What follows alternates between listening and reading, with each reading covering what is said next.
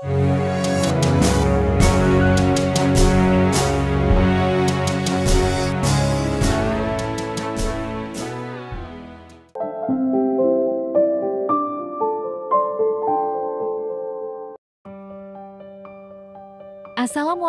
warahmatullahi wabarakatuh, para pecinta sejarah dan wisatawan.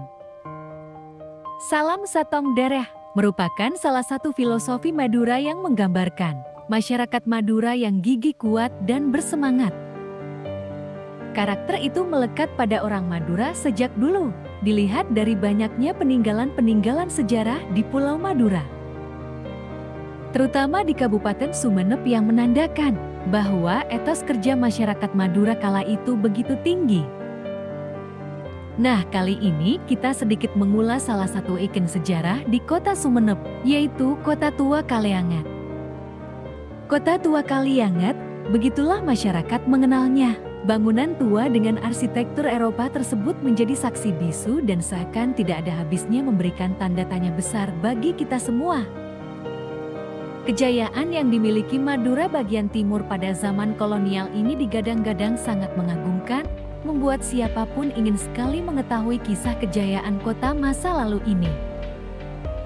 Pusat Kota Tua Kaliangat terletak di Desa Kaliangat Timur, Kecamatan Kaliangat, Kabupaten Sumeneb, Madura, Jawa Timur. Kota ini dulunya tidak terbentuk dengan sendirinya, melainkan ada campur tangan bangsa asing yang menjajah negeri bumi pertiwi ini. Kota Tua dibangun pada saat VOC Varanasi East Indies Company menduduki Sumeneb pada tahun ke-1705. Disinilah masa kejayaan Kaliangat bermula. Pada masa ini, VOC membangun banyak sekali sarana, salah satunya adalah bandar pelabuhan di wilayah tersebut. Pelabuhan tersibuk di Selat Madura, karena letaknya yang sangat strategis, pertumbuhan Kaliangat begitu pesat kala itu. Sehingga bisa dibilang, Kaliangat mencapai masa kejayaannya. Bergeser pada tahun 1799, setelah kongsi dagang VOC dicerai-beraikan, maka pemerintah Hindia Belanda mengambil alih kekuasaan dari kongsi dagang tersebut dalam berbagai hal, termasuk juga dalam pengelolaan lahan pegaraman yang berada di Sumeneb. Pada tahun 1899, dibangunlah pabrik garam briket modern pertama di Indonesia. Hal tersebut tentunya juga berdampak pada kekuatan ekonomi Kaliangat yang semakin kuat. Pada pemerintahan Hindia Belanda, Kaliangat bukan meredup, melainkan semakin bersinar dan berkembang. Ada banyak sekali fasilitas dan sarana yang dibangun pada masa ini, yaitu taman kota, bioskop, kolam renang, lapangan tenis, tandon air, dan juga perumahan untuk karyawan yang sangat kental dengan arsitektur gaya Eropa. Kota Tua Kaliangat tidak hanya dijadikan cagar budaya oleh pemerintah Sumeneb, namun di sini juga ada banyak kejadian mistis. Di sini, kami bertemu dengan Bapak Sahrawi yang merupakan salah satu penduduk asli Kaliangat yang turun-temurun sejak nenek moyangnya menetap di kawasan yang penuh dengan sejarah tersebut. Kami berbincang banyak hal mengenai sejarah Kota Tua Kaliangat dengan beliau, termasuk tentang peninggalan-peninggalan yang membuktikan kejayaan kota masa lalu ini. Kalau peninggalan Kota Tua Kaliangat ini ada, seperti Taman Merdeka, gedung bioskop, lapangan tenis, pabrik garam, ada pintu gerbang, lokomotif kereta api, tandon air, pembangkit listrik, pelabuhan, gedung rakyat, ada perumahan dan juga ada jam tua yang sekarang sudah tidak ada lagi, sudah roboh karena kurang perawatan, kata Pak Sahrawi kepada kami. Menurut cerita yang sudah ada turun-temurun, Kaliangat ini dulu termasuk daerah yang maju. Dulu, di daerah lain tidak ada listrik, di Kaliangat ini sudah ada. Jadi, kalau daerah lain masih pakai lampu minyak tanah atau teplok, kalau di Kaliangat sudah pakai lampu listrik. Ya, itulah salah satu contoh kemajuan Kaliangat pada saat itu, kata Pak Sahrawi. Selain memiliki nilai historis yang tinggi, Kota Tua Kaliangat juga memiliki banyak kejadian aneh dan kisah mistis di dalamnya.